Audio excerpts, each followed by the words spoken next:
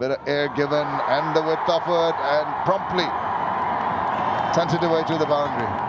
দ্রুততম double সেঞ্চুরির record গড়লেন মুস্তাফিজের সাবেক সতীর্থ।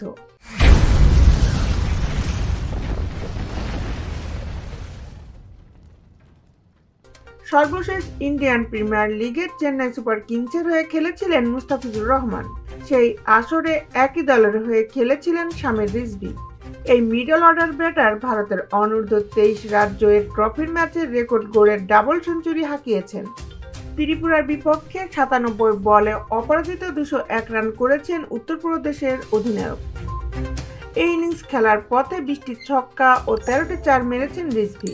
97 বলে ডাবল সেঞ্চুরির মাইলফলক ছুঁয়েছেন তিনি, যা ভারতের অনূর্ধ্ব 23 রাজ্যের ট্রফির ইতিহাসে দ্রুততম ডাবল সেঞ্চুরির রেকর্ড। এই ম্যাচটি লিস্টে ক্রিকেটের অন্তর্ভুক্ত নয়।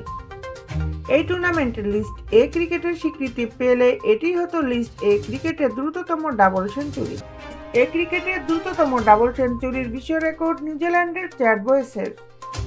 ফোর্ড ট্রফিতে গত অক্টোবরে ক্যান্টারবুরির হয়ে ওটাগোর বিপক্ষে 103 বলে ডাবল সেঞ্চুরি করেন তিনি। ভেঙে দেন অস্ট্রেলিয়ার ট্রাভিস হেড ও ভারতের নারন জাগাদীশনের 114 বলে ডাবল সেঞ্চুরির রেকর্ড। গত মাসে অনুষ্ঠিত 2025 IPL এর মেগা নিলামে তাকে পেতে খুব একটা আগ্রহ দেখা যায়নি ফ্র্যাঞ্চাইজিদের। আগেরবার প্রায় 8.5 কোটিতে দল পাওয়া ব্যাটসম্যানকে এবার স্রেফ 95 লাখ রুপিতে পেয়ে যায় দিল্লি ক্যাপিটালস।